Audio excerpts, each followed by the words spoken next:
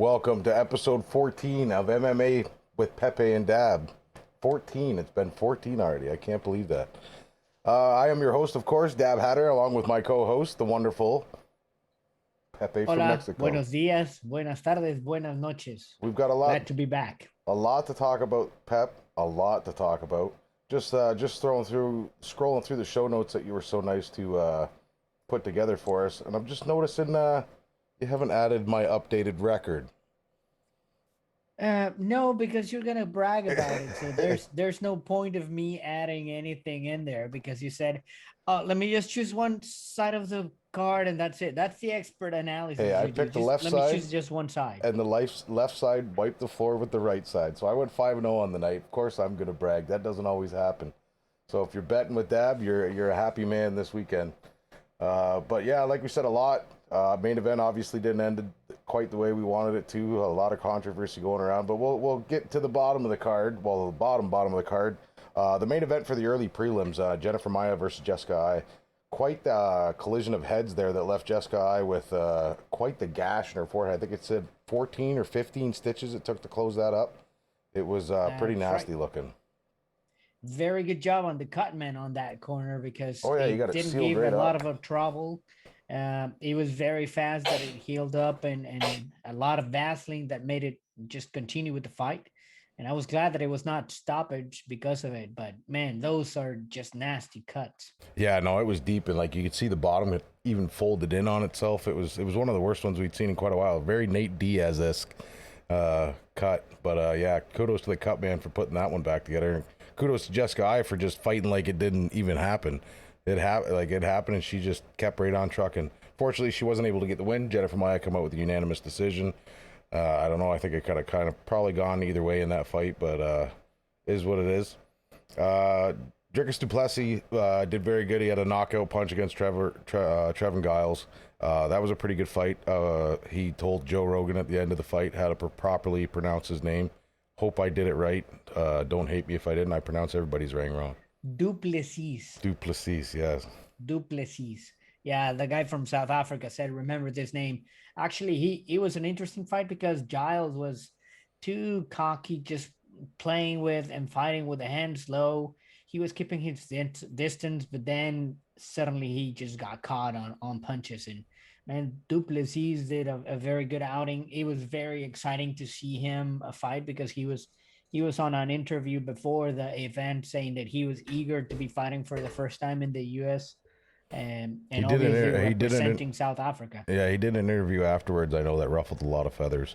I'm not going to speak on it because I really didn't watch it. Don't know the basis of it. I just know that there was a lot of people not too happy with it.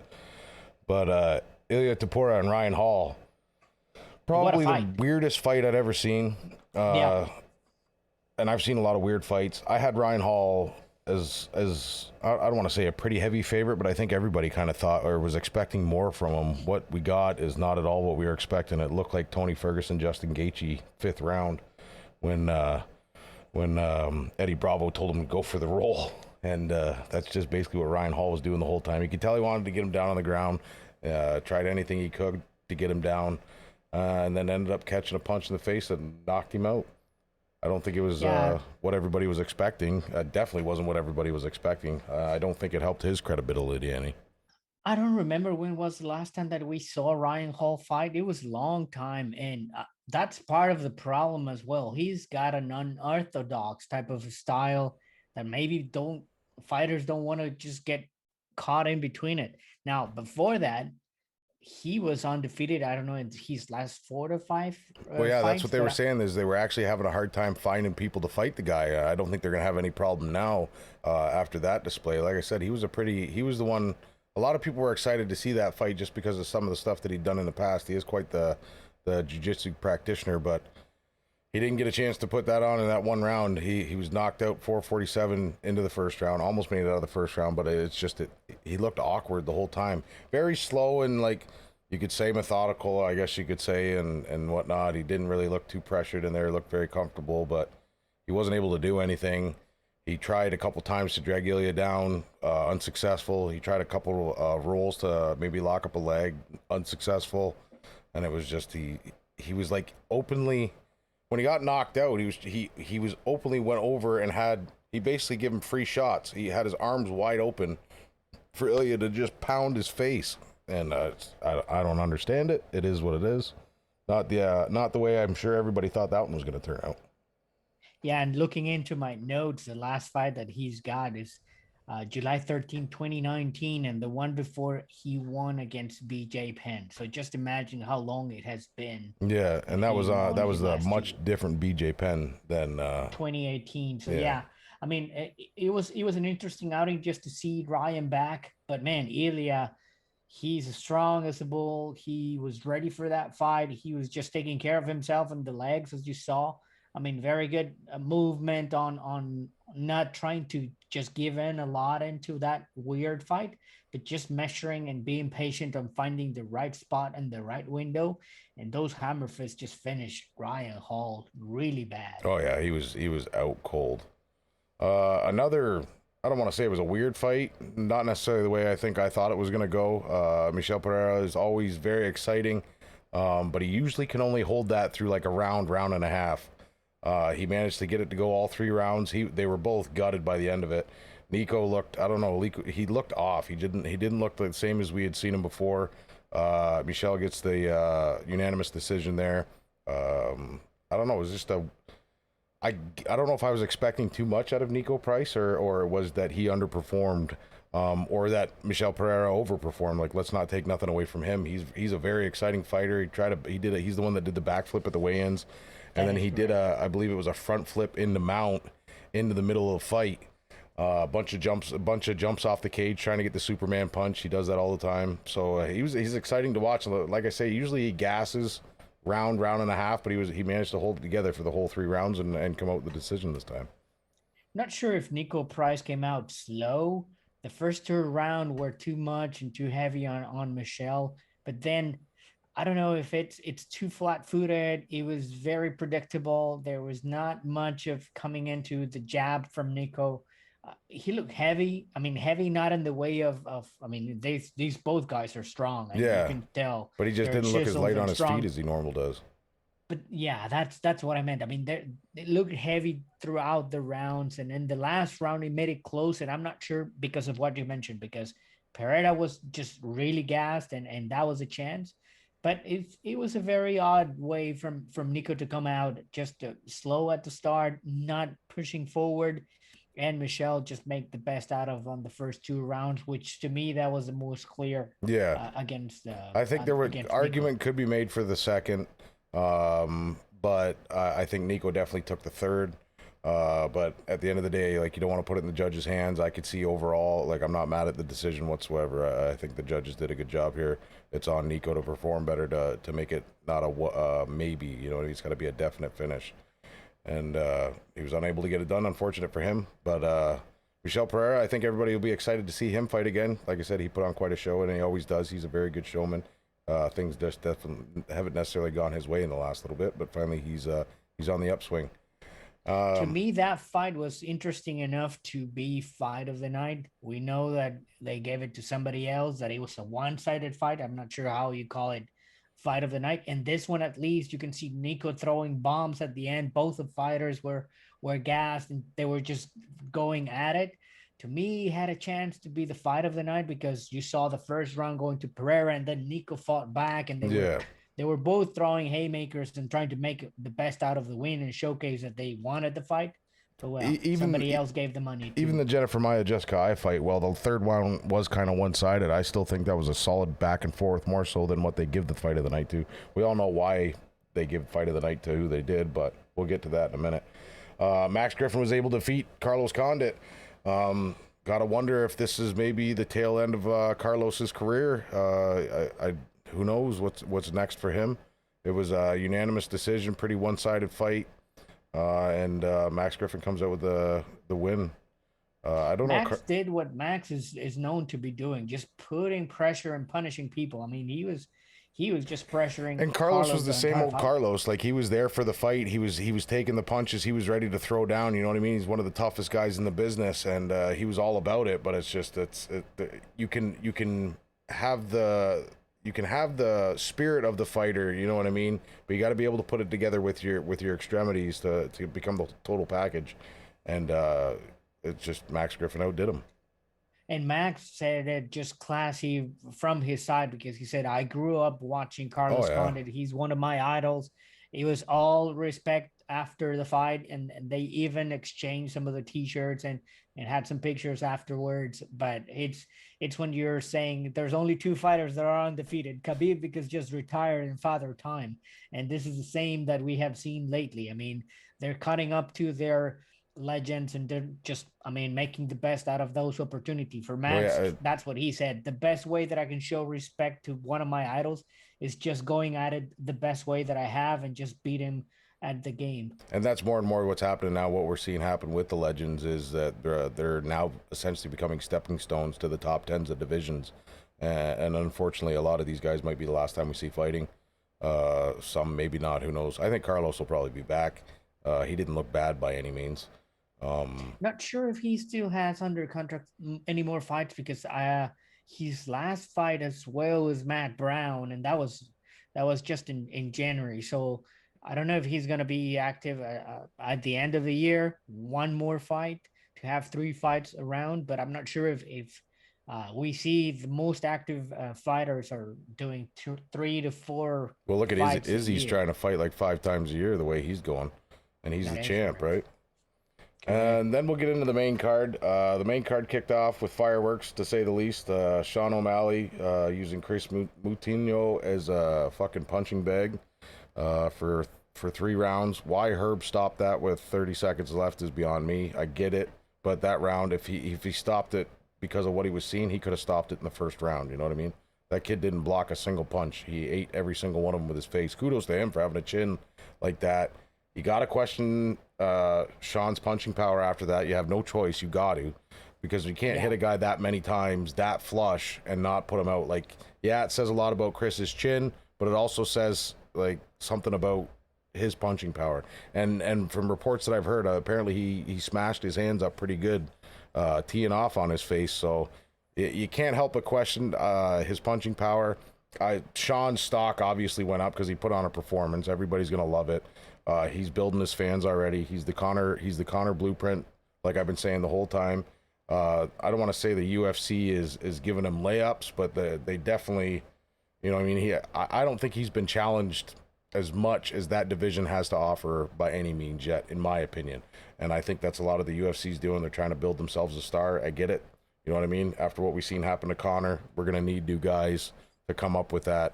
The thing I like about Sean though is he's still like he's cocky, but he's not ignorant. He's still very down to earth. He's just very confident in himself, and I appreciate that about him.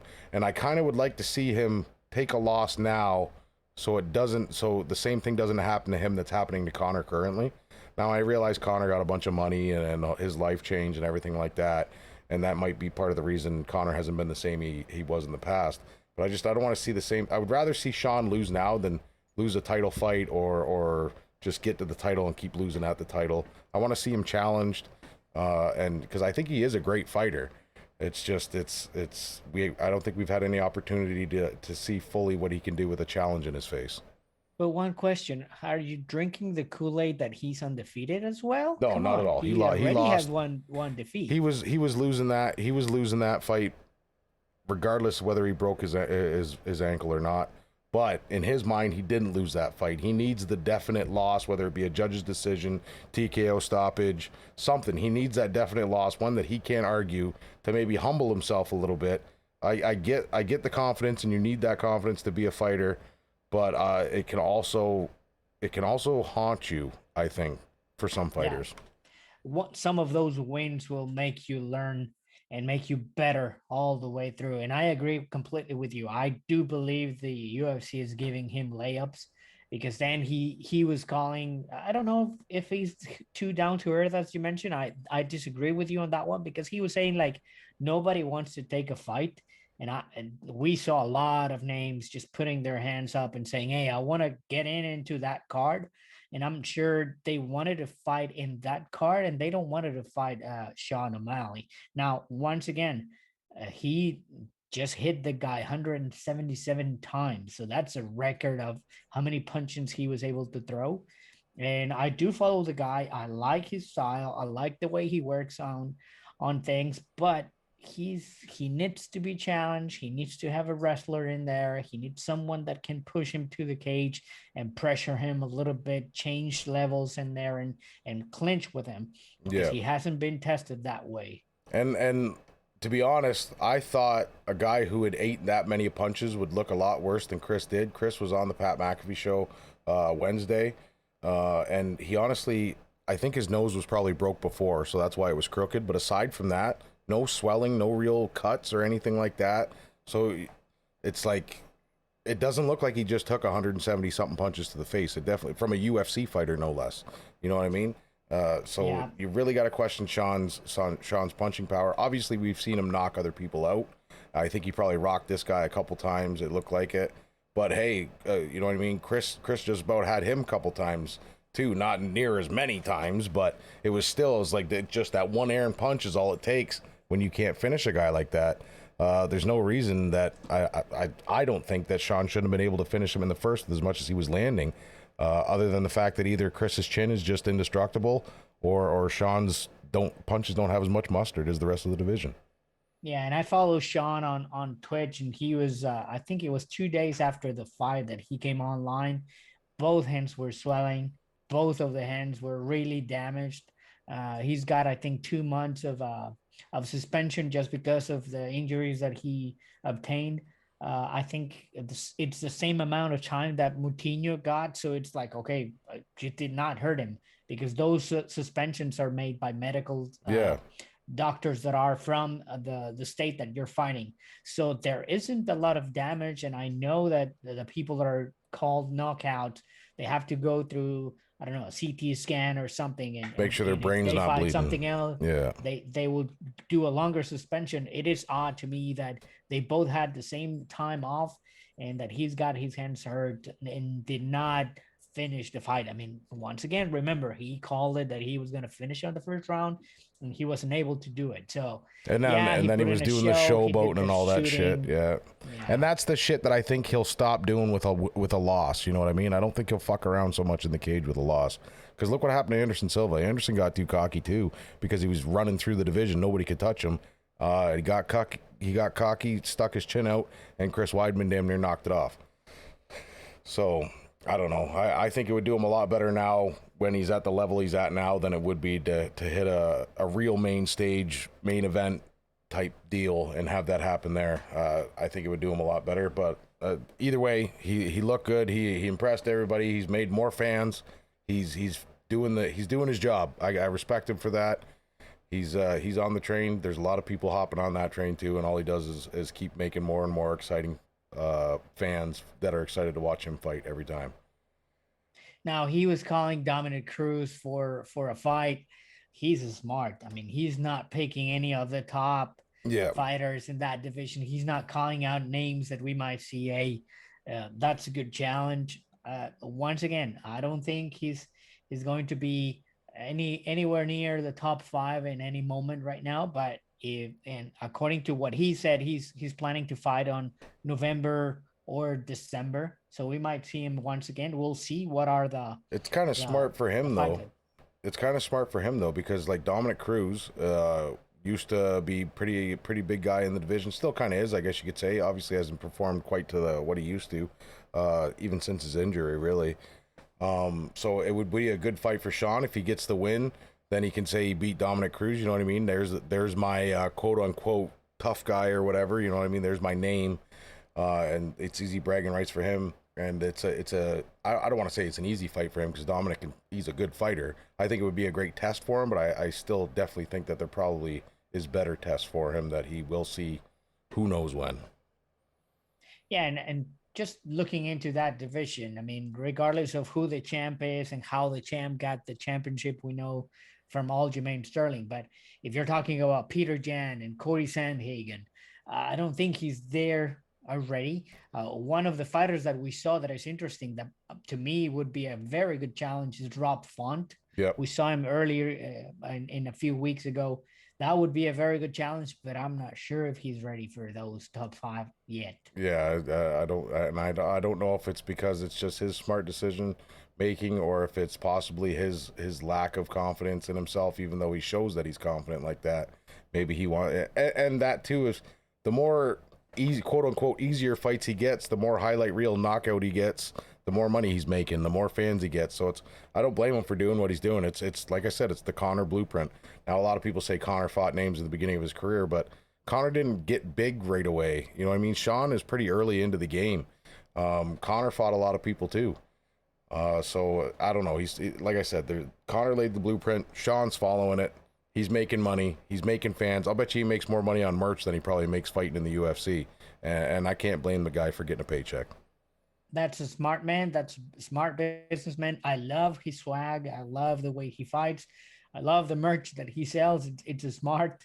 He's a smart guy. He's getting good attention from a public that is not well known to be into the fighting world. All of those gamers are more into that area.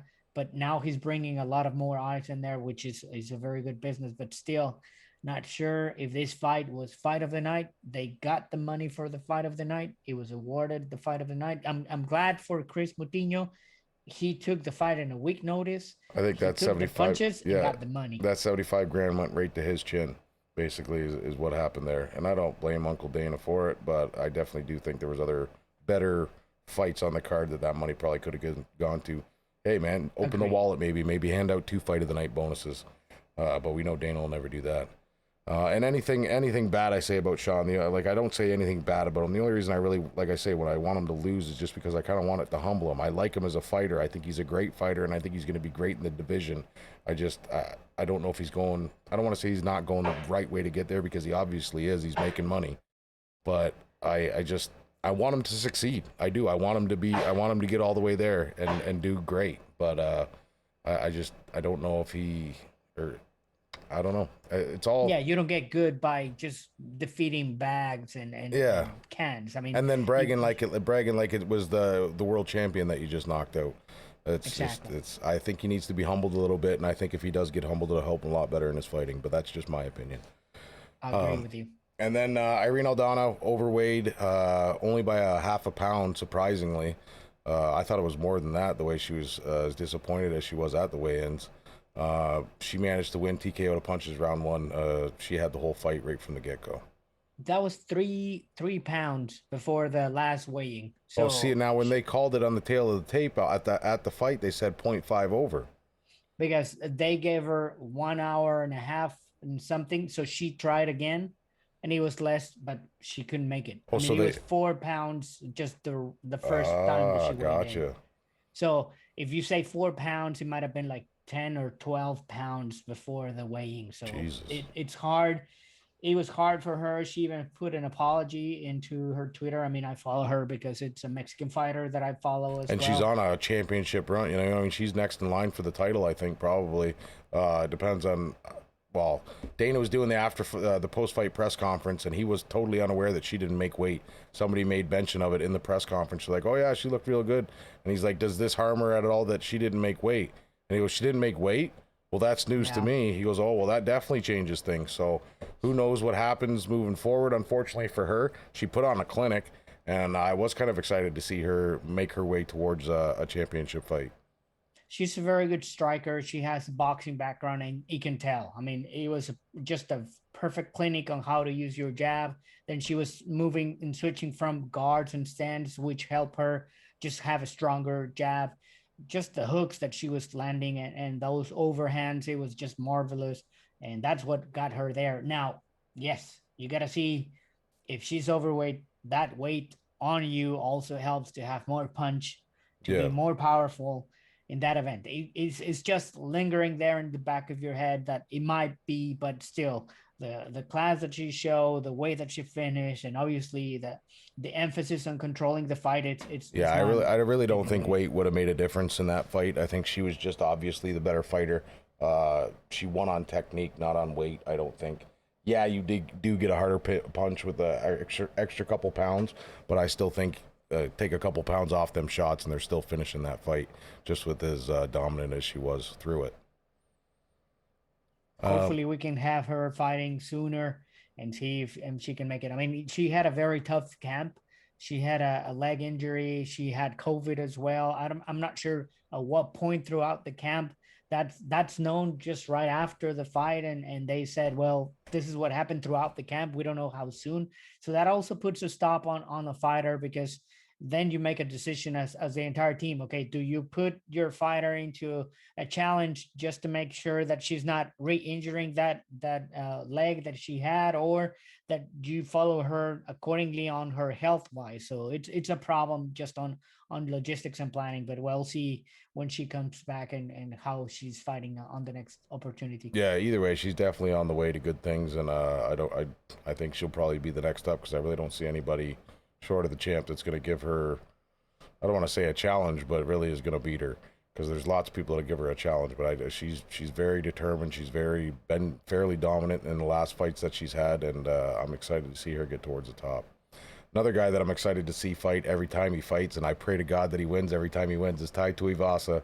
Knocked out Greg Hardy. Bam. Oh yeah, beautiful punch knockout. I was kind of worried because I forget every time just how much of a monster Greg Hardy is, and you could really see the size difference with him and Tai, and he had Tai on, like it looked like he knocked, like he had Tai rocked, but I don't think it was. I think it was more of a Tai step back flat-footed, and it looked awkward because he was smiling as it was happening. If you looked at the one shot, he had a great big grin on his face, like, oh, you got a good one in. And then Greg tried to rush in for the finish, and then Tai just got him with a counter. Flush on the mouth, and it put him right to sleep. And that was the end. And, of course, we got to see the shoey. And then he jumped out of the cage, did the shoey, did like 3 shoeys as he was walking back, did one shoey where a guy dumped a bunch of Dustin Poirier's hot sauce in it, and he did that. It was a great. I just love watching this guy. He's one too many shoes. He's just a character. I mean, he was coming out with Spice Girls song. Yeah. He was just having fun. That's the way that you can tell about Bam Bam Tuivasa. I mean, it's a fun event whenever he's fighting, and it's fun to watch. And he's an exciting fighter. I'm not a big fan of Greg Hardy. I think he's got one too many opportunities, not only on the NFL but as well in the UFC. He might be on his last straw for it, because I haven't seen anything outstanding out of him just to extend a contract. There's no advance on him on skills wise. I mean, you see, and I definitely don't think the heavyweight. I don't think the heavyweight division needs him around either. It's not like they're hurting for talent in that division. I really don't. Yeah, I think he's there based on his name and his size is the only reason he's still there. Yeah, and he got countered very badly. I mean, he was just with one hand down. He just went in wildly. He's got power. He's got size, but that's not enough. I will say he has gotten better since his first fight. Not by any stretch, like not by any huge margin, but he definitely has improved each fight. He's improved his conditioning each fight. You know what I mean? When he was getting gassed and took his puffer in the middle of a round, he's made, I think his last fight he made, it was a decision in his direction that he made all the way through. So I will say he has improved, but I don't think it's, like I say, I don't think it's enough to warrant keeping him in the division or to extend any type of contract, because he's not coming close to any of the top 5 in that division. So, but if you're considering the UFC one of the top, and the top of the level for any fighting, I don't see him being worth a shot at that level. I mean, if you want to go ahead and try and work your way up on other lower or lesser importance of companies, go ahead and by all means just use that, but not on the UFC. I definitely think, like, if UFC does let him go, I would not doubt one bit that Bellator picks him up or some other company picks him up, just based on, like I said, the name and the size. It's easy to sell fights, or easier to sell fights, I suppose. And then we got our co-main event. Kind of went how I wanted it to. I love Stephen Thompson. I kind of did want him to win, but I also wanted Gilbert Burns to win too. This all sucks for Kamaru Usman, in my opinion. He's gonna fight. So now he's gonna fight Colby next. After this win by Gilbert Burns, you got to think if he wins against Colby, that Gilbert's going to be him again. So that means he's fought the same 3 guys in his last 6 fights. What's that say about the division? You know what I mean? It's just, It's a tough one. I personally think if he beats Colby, maybe he gets Gilbert Burns' fight, and then I wouldn't doubt if they're in Kamaru's ear to try to maybe get him to jump to a different division. It might be. I mean, once again, the welterweight division doesn't have a lot of challengers, as you're saying. There's a lot of issues between how many challengers are there that are worth. I mean, and Wonder Boy was one of those wanted to have this important win just to get Because a everybody shot. says that Stephen Thompson, Wonder Boy's got the skills that would be needed to defeat Usman. Kind of the same as I was thinking, like Tony Ferguson, Khabib fight. You know what I mean? I was thinking the same thing. Obviously, it didn't happen. A lot of people thought that about Stephen Thompson too, but I also thought of Kamaru's last title defenses. I think Gilbert Burns gave him the biggest challenge out of all of them. For as short as it was, you know what I mean? I think he looked the best out of both the knockouts for Jorge Masvidal. He destroyed Colby's face, and I think Gilbert was the closest to actually giving him any type of challenge. Obviously, he didn't win, but I still think he was the better of the three. And then to just have the champ fight the same three people over and over and over again, it's not going to do anything for the division and a great champ like Kamaru Usman. In there, if you want to throw another name that might be different, is Leon Edwards. I mean, we all saw what happened with him and Nate Diaz, but still, that could be another of the top five that you can throw in for Kamaru Usman after Colby. I don't think Colby will do much. I really don't see it being a There's a difference. lot of bad beef in between them, and that just adds a little bit more. I think fuel that's the to only fire. reason too that they rushed Colby in there so fast. You know what I mean? Like it's not like he really did a come up to get back to the.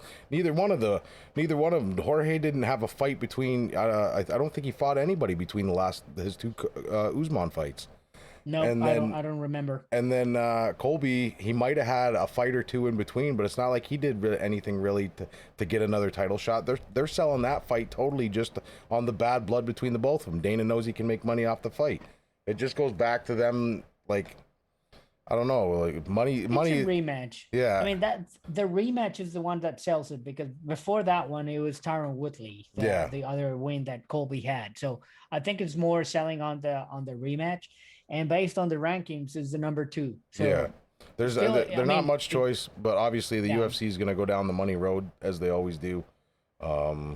It is what it is. It sucks for Kamaru Usman. It doesn't really suck for him. He's going to continue to be a dominant champ, but you're going to fight the same guys just over and over and over again. Hopefully they get somebody new in the division, or somebody to change it up a little bit. But Gilbert Burns. I'm not sure if Durinho will have a shot with Leon Edwards, and the one that is after that fight might fight Kamaru Usman, just to make sure and have another test for Leon Edwards. Or maybe even have Gilbert Burns fight for a number one contender after that. You know what I mean? Who knows? There's nothing saying that Gilbert's on a one-way path back to Kamaru. They might want to put another fight in between there, which I wouldn't be mad at. But it definitely went the way I thought it was going to go. I thought Gilbert was just going to press Wonder Boy up against the cage. Didn't think he'd get the takedowns, but he managed to get the takedowns. I thought it was just going to be basically a clinch against the cage, the majority of it, which it kind of ended up being. But Gilbert come out with a decision, unanimous decision, just the way I thought it was going to be. And just to continue on Gilbert Burns, how amazing he is, and how active he has become. He was just recently won the jiu-jitsu against what's the Bellator's guy, Rafael Lovato Jr. He was competing on the BJJ. I think he was on this month. I think it was July 2nd or July 5th. He was competing on the BJJ, and he won the BJJ championship against Rafael Lovato. So it's no surprise for me if he can get active just right before and do that fight and make sure that he's one of the top contenders to once again earn a shot against Usman. He's definitely a worker, one of the hardest workers in the division, and he's always game for a fight, and he always gives it his all. There's no denying that, and he's got the talent. You know what I mean?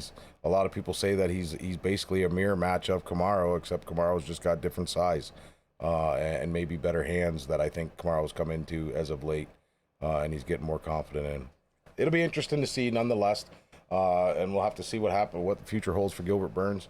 What about Wonder Boy? What do you think is coming up for him? I think Wonder Boy, I don't know. Was this? I thought I heard that this might have been his last fight on the contract. Um, My I I just don't think there's enough in the division. I think they could sign him to another 3-fight deal. Just based on the lack of people in the division. Leave him in there, not necessarily as a stepping stone fighter, because that's not what I want to call Wonder Boy. Who knows? He could make another run. But I don't know if it's the end for him yet. But who knows? The ball's in his court at the end of the day. He's got to have conversations with Dana and the rest of his team to see if he even wants to keep fighting. But I think he'll be back. Hopefully we can see him. I mean, he defeated Geoff Neal and Vicente Luque from that same division on the same levels, and in which they're not step. I mean, he's not a stepping No, stone not at because all. he's stopping those guys, but still, there isn't many options. I mean, it could be Michael Chiesa. Probably we can see another uh, go around That's another with too Michael Chiesa. is Luque too, right? He's the one that beat Tyrone Woodley there. They had That that is when they correct. punched each other unconscious for that fight. So he's another one that you could throw in the division, but it's still, these are all just, you know what I mean? It's a carousel of names that I don't think are of the caliber of Kamaru Usman. That says a lot about. I don't know if that says a lot about him as a champion. Well, no, it definitely does, because these other guys that we're talking about are good fighters. Jorge Masvidal, Colby Covington, Gilbert Burns, Travis Luque, or Vincent Luque. All these guys are good fighters. So I guess that just goes to show how dominant of a champion Kamaru Usman is, and that's why I think if he maybe won two more title defenses, and I wouldn't doubt if they're in his ear to try to get him to jump divisions. Whether he does If that or not, he I don't know. if he jumps divisions, my shot would be on Durinho. If Gilbert Burns stays on that one, I think he's deserving to be the champion in that one. Just it's unlucky that you're on the same division where Kumaru Usman is, and Exactly. you will not let him. It's no different Just than trying to be in a division Amanda Nunes is top of. correct. It's the same deal. They're just dominant champions. Same as Mighty Mouse for so many years. You know what I mean? You get a dominant champion in there, and it is what it is. Anderson Silva, GSP. We've seen it before. Valentina Shevchenko. Exactly. We've seen it before. We'll see it again. It's just what it is, and it's great champions, man. And of course, we had the much anticipated trilogy fight: Dustin Poirier, Conor McGregor. Didn't Not end a the way. championship, No, not a championship fight, but 5 rounds. but 5 rounds, and it. And the pay-per-view that it was Yeah, the most anticipated fight yeah, that not we a have single seen in the belt on the last pay per months. view, even though Yeah. we seen him fight in January. Um, Obviously, didn't end the way we wanted. Left the door open for some controversy and probably a fourth fight when and if Connor's better. Dustin obviously getting the win because Connor went to step back on his leg at the end of the first round there and snapped his tibia. He says that he had stress fractures previous, that the UFC can confirm it and the doctor can confirm it, blah, blah, blah, blah. But I believe that Dustin felt him check a kick, or checked one of his kicks and felt something happen because he pointed right at Connor when he did it. And I don't doubt that he probably did have stress fractures and all this stuff that Connor's claiming. That I don't doubt at all. But I also don't doubt that kick to Poirier probably weakened it to the point, and it took him just stepping on it in that way for it to finally just come unglued.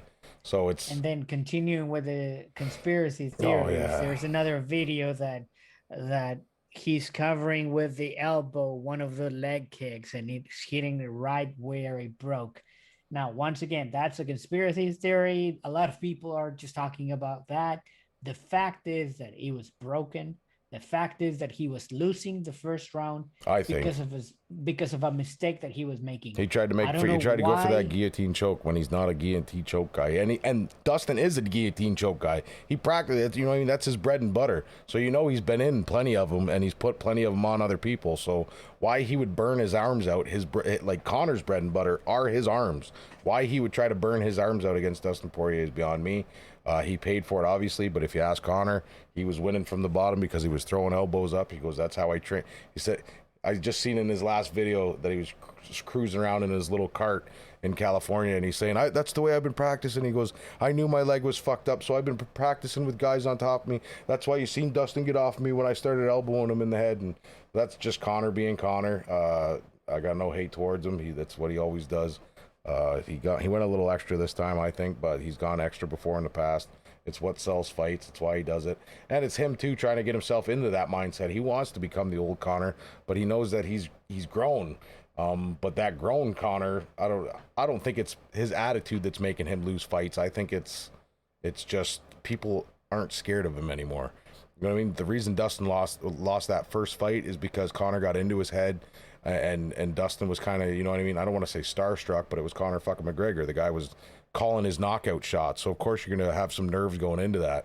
But then once Dustin fought him, realized what he was, and then come back and beat him, I think Dustin knew that he had it in the bag. Don't get me wrong, Conor's always got the puncher's chance, but the way that first round was going, it was not looking like it was going to be another good night for Conor. Yeah, I know it wasn't going his way. He made a mistake.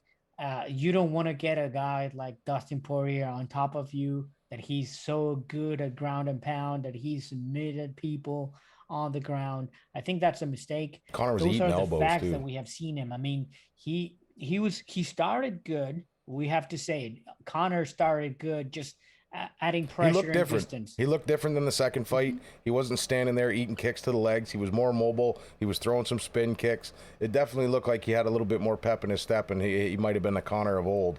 But then Poirier just walked through it and used his power. I think you could really see the difference in strength between Conor and Dustin, and I think that had a lot to do with it. And then like I said now too, like Dustin said it himself. I got in my head the first fight.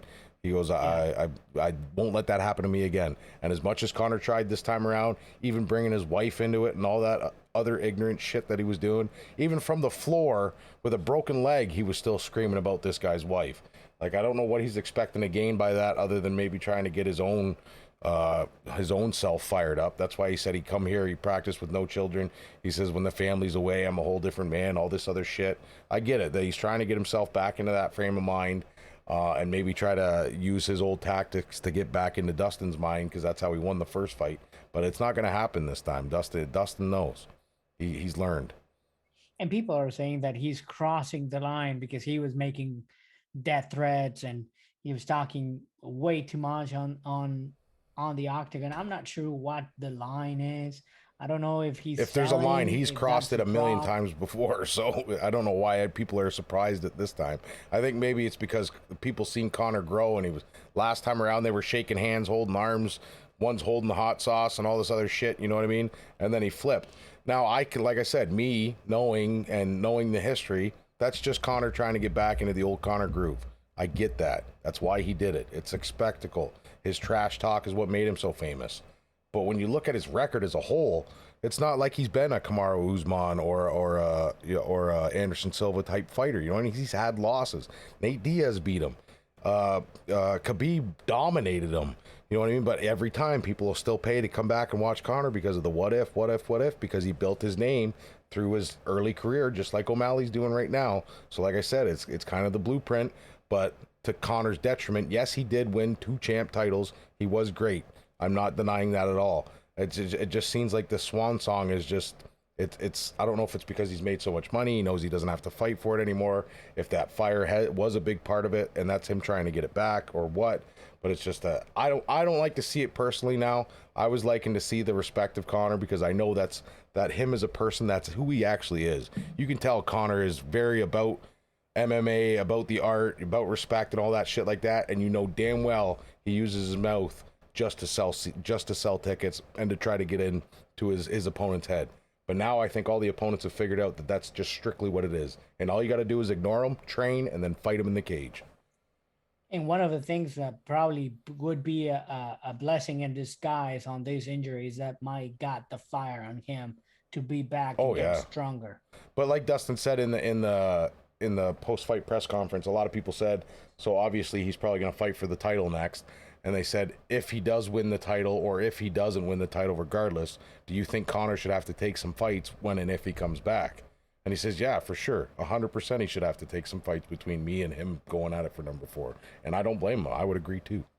But you That know, is and you correct. know it's going to happen too. The UFC is definitely going to give him some, you know what I mean, some soft entry fights to see if he can even still fight before they let him go for a Dustin Conor 4. They don't want to try to sell this as a great big ticket and have the same fucking thing happen again in the 4th fight.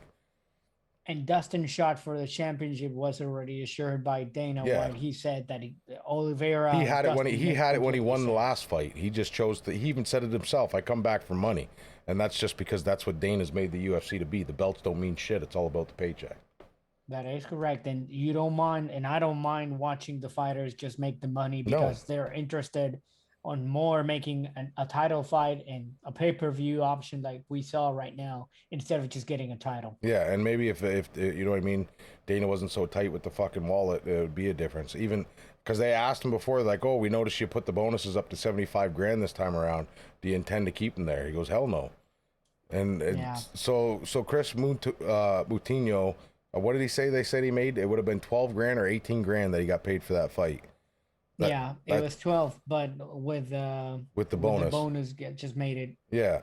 So like up to when you 75. hear shit like that and you watch these guys put themselves through what they put themselves through, and then you get Dana coming in bragging about how the UFC's breaking box office records and ticket sales and this, that, and the third, but he can't pay the fucking fighters and he can't pay for retired fighters' medical bills and all this other shit.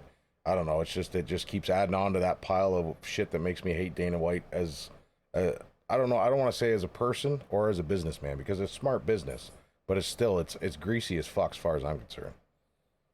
Yeah, the payouts and salaries don't make up of what the amount of money that the UFC is making and ranking up with pay-per-views, with the people that are paying for each of the event, for what they're making out of crypto.com Yeah. or even the Venom payout. So And that doesn't even make any you sense look at at these all. NFL guys that are getting like $49 million signing bonuses and shit to play football. Yeah, I get it. They play a lot more and they're training for like 6 months of the year, so on and so forth. But they're not getting punched in the fucking face nonstop. I don't necessarily think they should be like on that same level, but there's definitely room for these fighters to make some more money. And if they don't want to pay the fucking money out, get rid of your fucking single sponsor and allow these guys to go make their own fucking money. You know what I mean? Then nobody can bitch. It is what it is. But as soon as you cut their only way to make fucking money off, you're the snake now. And now, of course, everybody's going to be on you about this. And that's why I have no problem with any of the Paul brothers want to fucking throw dirt Dana's way. Because he turns around and does the exact same fucking thing. That's why we've got Dustin Connor, number fucking 3. You know what I mean? If he was really worried about the art of fighting and the art of MMA, the belts wouldn't mean fucking jack shit. You know, it's he's doing the exact same thing. He can't pot call the kettle black bullshit anymore. He's doing the same fucking thing. And that's the problem when you have the owner being as well the promoter of the fights, and that's not the way that it should be, the business running. And I mean, we're not the experts on running the business, but we're just trying to protect what it's the very good asset of what makes the UFC the greatest. This is the fighters, and if you're not taking care of those, I mean, they're gonna be looking for ways of just making the money outside of what you're paying right now. Now don't get me wrong. I realize there are some fighters that have probably been given opportunities that they turn down, and they do take an effort into, you know what I mean, trying to include fighters. And like that's the one thing I do like seeing is that we see a lot of fighters in the post fight. You know what I mean, their little panels and shit like that. Their dad we're doing with ESPN. There's no reason we need to see Stephen A. Smith on the fucking panel, though. I can tell you that right now. Replace him with a fighter. Because he just basically blatantly goes out and says, I don't know fuck all, but the numbers say this, so I'm going with this guy. And the public, you know what I mean? He's basically just showing like I don't know shit, but I'm paid to be here, so I'm here. I don't know. That's just my personal opinion, but that's ESPN's going to do what ESPN does. And then of course they're going to follow right along because money's money. But Yeah, and they threw all of the people that they could have sent over. I mean, Max Kellerman, he was Stephen A.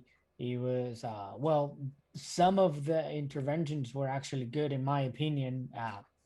I don't like Stephen A. Smith a lot, but I mean he was okay. he gets But paid to Max yell at a Kellerman camera. did a couple of But pieces in Max there. Kellerman's a legit fan. He's been watching UFC for a long time. I've got no problem with him being there because he at least knows the fucking sport. Stephen Yeah. A. Smith says on the fucking broadcast that he has no idea what the fuck he's talking about.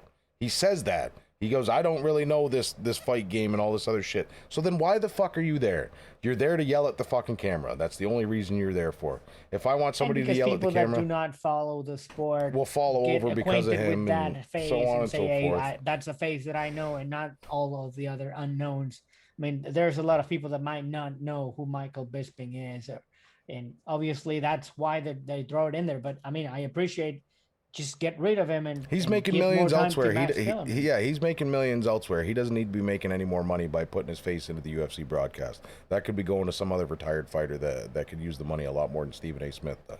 He's going to make And the same money ESPN has regardless. more problems with their anchors in their hands Oh instead yeah, of it's just fighting with the UFC. we won't get into that though. That's a whole different fucking podcast.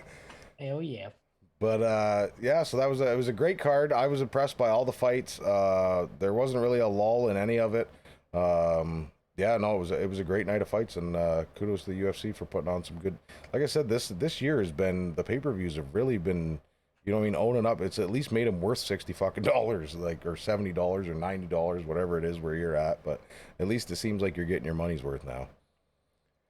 And then we'll get into some news. The Nick Diaz Robbie Lawler rematch is confirmed for UFC 266. I seen a funny thing. Bless Max Holloway posted a meme. Now, whether this was actually a picture of him or not, it said Nick Diaz Robbie Lawler #1, and it was a picture of him as like a 7-year-old, and then it said #2, and it was him now. Now, whether that was his actual picture, I don't know. But it was obviously a long time ago that these guys met the first time around.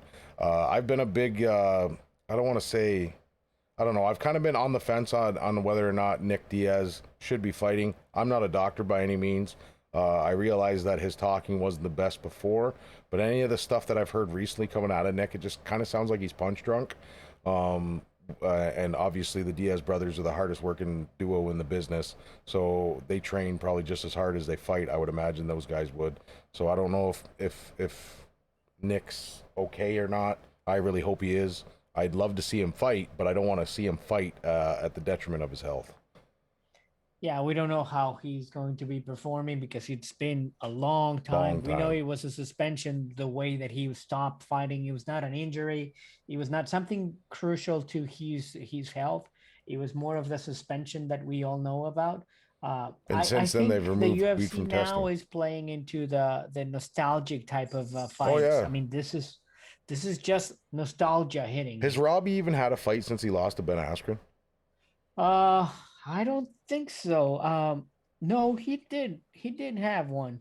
But it seems like they've totally just picked this one. It's a great entry fight for Nick Diaz, but they did, like you said, they're picking it on the nostalgia feel, and it seems like we're getting a lot of that now.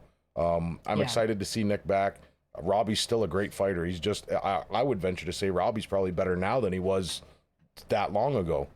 He fought Colby Covington 2019 and Neil Magny on 2020. Okay, yep, that's right. So and both of them lost. I mean, he hasn't won since Donald Cerrone, and we're talking Donald Cerrone 2017. So it's been a while for Robbie, so that's why I say this is more on the nostalgia type of thing. It's like the Bastard Boys reunion type of thing. To make sure that everyone remembers all of these guys. 100%. But either way, like I said, I'll watch it. I like Nick Diaz. I love anything the Diaz brothers do. They can do no wrong, even when they do wrong. You watch him. You're there to watch. Oh, 100%. You're there to see the spectacle along with the fight, plus their gas tank. I think that's what amazes people is just the amount of stuff, the amount of damage they can take, the amount of damage they can put out, and the fact that they just don't stop. Volkanovski, Ortega, Shevchenko, Murphy to top UFC 266. Also the same card. So it's stacking up to be a pretty good card. Volkanovski, Ortega, obviously, that I would imagine is going to be the culmination of the Ultimate Fighter Championship. Which they're filming. Well, I would imagine they're probably done filming it by now. But so we'll see Volkanovski versus Ortega. Finally, obviously, I think this one was supposed to happen before, and Volkanovski had to pull out due to COVID, I do believe, if I'm not wrong. I don't remember if it was disclosed. They said it was an injury, but an undisclosed one. But that was the same fight. There was like 2 other people from his camp that got yanked out at the same time, and they were actually disclosed as COVID. So you got to, you know, you can put 2 and 2 together there. It's in Las Vegas. Funny enough, I know they're chomping at the bit to get back to Australia with Volkanovski. Who knows what's going to happen? Shevchenko Murphy. I'm excited to see that fight as well. Do I think Murphy's getting her shot at Valentina? I mean, once again, but Valentina is just dominant. I don't see Murphy having what it takes. I'm glad to see Murphy getting definitely deserved shot 100%. But like we've been saying this whole time, I just they're fighting for second place as far as I'm concerned. And it was also talked about that Volka versus Ortega could have been taking place in Los Angeles as well. We have our informant in there that it was conversations before to have Los Angeles because of Ortega in there and have people going in there. So shout out Guillermo for the intel. But unfortunately, because of the dates and what happened with all the situation on the health wise, they moved it and decided just to have it in Vegas. I'm not going to do any predictions right now, but if somebody was to hold a hot iron to my foot, I would pick Volkanovski and Shevchenko. But we'll get to that when the card comes up. Colby Covington is a racist scumbag whose clock is ticking. He's a dead man. This is from his manager. Now, I've said this the whole time. For anybody No, that's this is from Kumaru Usman's manager. from okay, Yeah, this is um, from Kumaru Usman's manager because they heard him once again being the heel, trying to make sure that he's selling fights. But he also got into saying that Dustin Poirier's wife is being used as a prop. oh, And this is why he brought all of this controversy on top of him saying, hey, this is out of line because he was he's teammates one with to say Dustin that's out of Poirier. line. Yeah. He's been using a red mega hat and a false, you know what I mean? I don't even believe those are really his what's the word for it? I don't think those are his values. I don't think he really believes the shit that he says. He's strictly doing it just for just to keep fighting. I mean, this was a guy that the UFC was thinking about getting rid of until he come up with this whole heel act.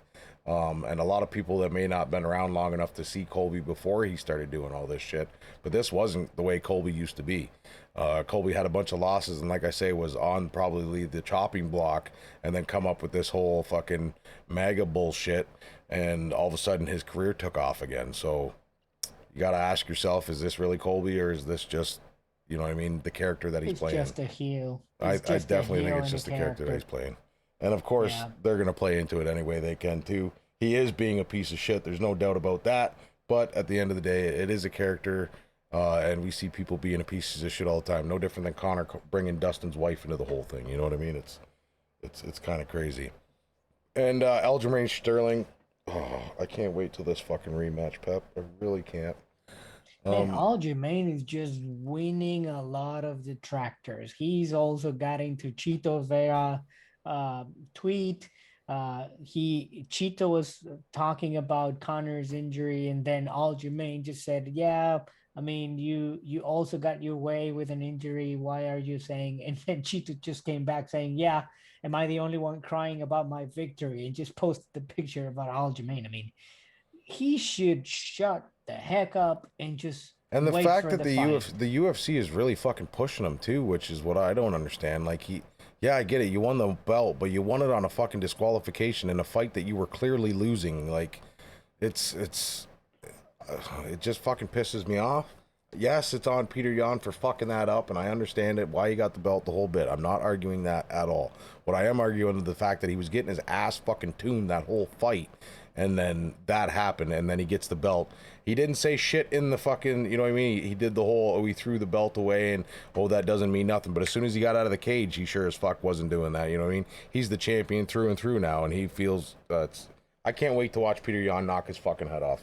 I really can't. Yeah, I mean, I lost all respect for Aljamain Sterling. The way that he was behaving on the octagon, then afterwards saying, well, just don't post those pictures, don't celebrate with the belt whenever No, you're just crying over and saying that you did not deserve it.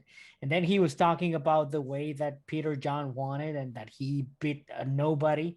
It's like he beat Jose Aldo. I mean, yeah. it's not nobody. No, he would He have been beat better Jose to Aldo just. for it. He would have been better to just lay in the shadows and wait. You know what I mean? And then come back out, train hard, and then hey, if you come back out and win and surprise everybody, then you're a fucking hero. But what's gonna happen now is that unless he beats Peter Yan, which I just don't see happening, he's gonna be Me just. neither. He's gonna be. You know what I mean? He'll be the laughing fucking stock of the UFC.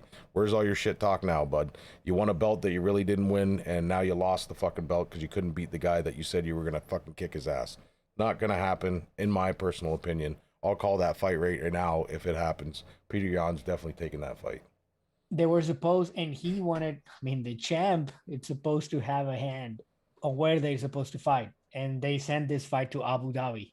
which he's not happy about it. So Aljamain, that's the first thing that he said. Well, I'm just another worker in the UFC. If they want me to go over, they moved the date earlier. They moved it over to Abu Dhabi. Nothing that he wanted. He wanted to fight in December. He wanted to fight in the States. None of those things happened. That tells you that they don't care what you're thinking because they're Yeah. just gonna make it their way. And like I said, I think Jan's going to come out the champ at the end of that, and I think he'll continue to dominate the division moving forward. But we got to get there first, and it can't come soon enough in my opinion. Yeah, me too. I'm looking forward for that one. But that was it for this week's fighting. Sorry we missed a week. Obviously there wasn't an event last weekend, and life's been kind of hectic for me. But I am all moved in. My internet is kind of iffy, so that's why we're doing the recording. But we're definitely going to release these on both my YouTube page, Dab Hatter, and Pepe's YouTube page. What's the name? It's Pepe and Max, right? That's correct. So you can find this each and every week when we post it there. We'll have this out as soon as we're done recording it. But thanks for hanging out with us. Hope you enjoyed this week's fights, and I hope you enjoyed this week's podcast. And we'll see you next week. Adios. Bye for now.